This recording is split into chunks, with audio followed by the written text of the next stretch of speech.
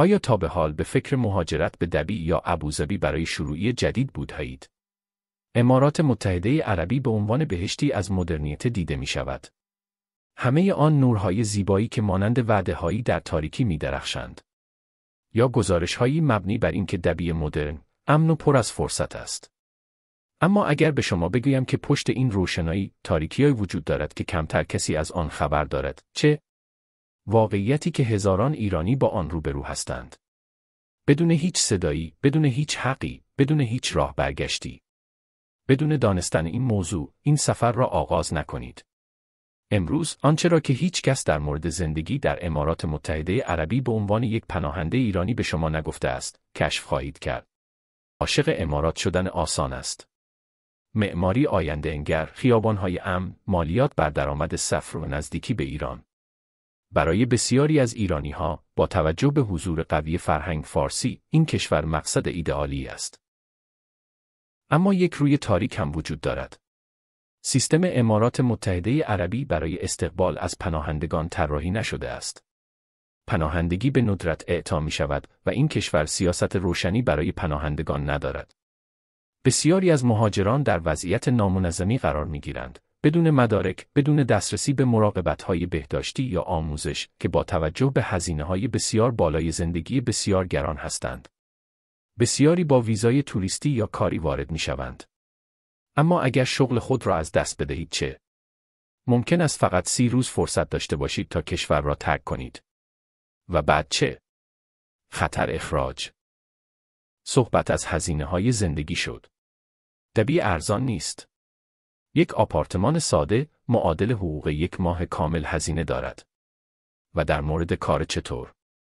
بسیاری حتی با وجود استثمار، دستمزدهای پایین را میپذیرند تا در کشور بمانند. شما نامری میشوید، بدون قرارداد، بدون بیمه درمانی، بدون امنیت. همه اینها برای حق ادامه دادن. رویا پردازی. شما عزت را با ماندگاری معامله می کنید. امید را با سکوت. بله، فرهنگ ایرانی در امارات وجود دارد. و همچنان پابرجاست. در رستوران‌های پنهان، در حافظخانی، در گروه‌های کوچک، روی فرش‌های بهظاهر کوچک. اما این یک فرهنگ حاشیه‌ای، بدون حمایت دولت، تقریباً پنهان است.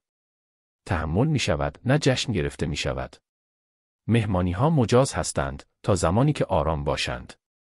پوشش کنترل می شود. سندها به دلیل قدرت جامعه زنده می مانند، نه به این دلیل که از نظر نهادی مورد استقبال قرار می گیرند. این مقاومت است، نه جشن. امارات به خاطر ثروت شناخته شده است. اما آنها همچنین به خاطر ادعاهایشان در مورد تخلفات کارگری نیز شناخته شده‌اند. داستانهایی از توقیف گذرنامه‌ها، روزهای کاری طاقت فرسا و تهدیدهای خاموش وجود دارد. اگر شکایت کنید، جایگزین خواهید شد. و اگر دستگیر شوید، هیچ کس ممکن است نداند.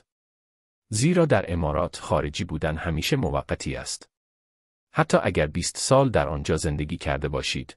علی، اهل شیراز، با کلی آرزو از راه رسید. او ویزای کار موقت به عنوان دستیار آشپزخانه گرفت. امروز، او روزی 16 ساعت کار می کند، در اتاقی با 6 مرد می خوابد و 2 سال است که خانواده‌اش را ندیده است. اما بله، موفقیت امکان پذیر است. برخی از ایرانی‌ها کسب و کار خود را راه اندازی می کنند، اگرچه کمی ریسک پذیر است، یا در تجارت و فناوری کار می کنند. اگر سرمایه، شبکه یا مهارت‌هایی در فناوری، امور مالی یا تجارت دارید. امارات متحده عربی می تواند فرصت خوبی باشد. اما برای اکثر افراد، این کشور گران، پرزحمت و نامطمئن است. استراتژیک باشید و موفق خواهید شد. قبل از رفتن، موارد زیر را انجام دهید. انواع ویزا را با دقت مطالعه کنید، گردشگری، اقامتی، کاری. ذخیره مالی کافی برای 6 ماه داشته باشید. در وبسایت‌های محلی معتبر به دنبال شغل بگردید.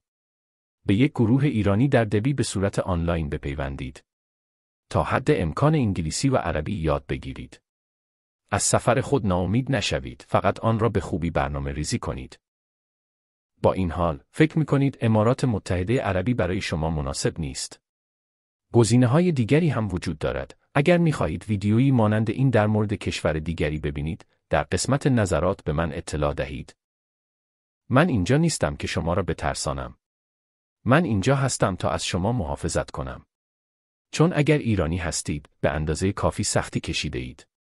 شما لایق یک شروع دوباره هستید. با عزت نفس. این ویدیو را با هر کسی که به فکر مهاجرت به امارات متحده عربی است به اشتراک بگذارید. این میتواند تفاوت بین یک شروع دوباره و یک آسیب روحی جدید باشد. و در نظرات به ما بگویید، آیا به امارات متحده عربی مهاجرت میکنید؟ چرا؟ برای حقایق، مسیرها و فرصتهای بیشتر مشترک شوید. تو تنها نیستی. تو هرگز تنها نبودی.